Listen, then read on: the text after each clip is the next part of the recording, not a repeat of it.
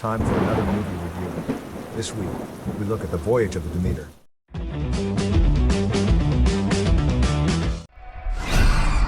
Something ripped apart the animals. All the livestock?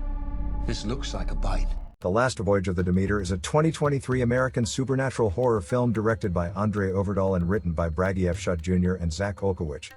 It is an adaptation of The Captain's Log, a chapter from the 1897 novel Dracula by Bram Stoker. The film stars Corey Hawkins, Aisling Franciosi, Liam Cunningham, and David Dismulchen. The plot follows the doomed crew of the merchant ship Demeter led by Captain Elliot, who attempt to survive the treacherous ocean voyage from Transylvania to London while being stalked by a vampire, known only as Dracula, played by Javier Botet.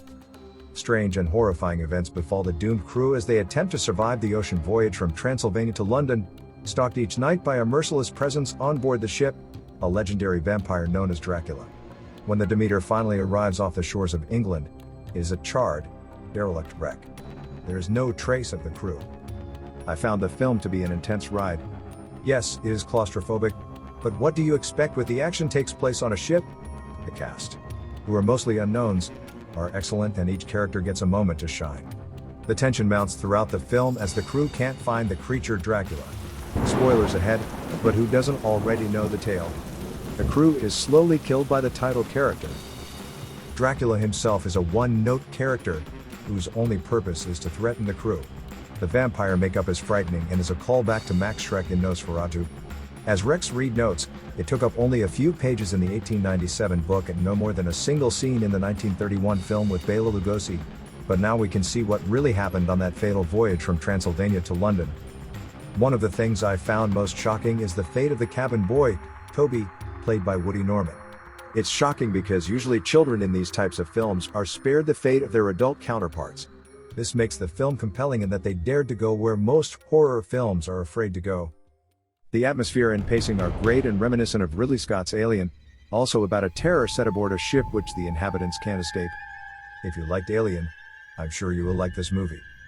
It's amazing how the production crew has crafted a 2-hour movie out of a chapter that is less than 2,000 words, but the cast brings each character to vivid life, and the fear generated by the creature is all too real as we're never sure of his location. In one scene, the crew go looking for the vampire in the ship's coffins, but he is never found. They concoct a trap, which initially seems to work, but the creature is more powerful than he's given credit for being. Aisling Franciosi as Anna is set up to be the bride of the monster, not the Ed Wood movie. Will she willingly accept her gruesome fate? I'm not going to tell you. Watch the film and find out. I can think of no one better to helm this feature than Norwegian monster movie maven Andre Overdahl. He's scared the you-know-what out of us with horror gems like Troll Hunter, The Autopsy of Jane Doe, and Mortal, among others. I haven't watched too many horror films lately, but I found this one to be completely satisfactory. It probably should have been released a month or so from now, but I highly recommend The Last Voyage of the Demeter. That was my review of The Voyage of the Demeter. What did you think? Have you seen this film? Did you enjoy it? Let me know in the comments below.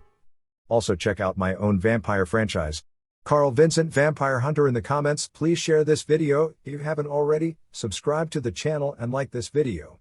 Until next time, this Billy Joey, if for Kevin Given, saying live long and prosper, may the force be with you and keep reaching for the stars.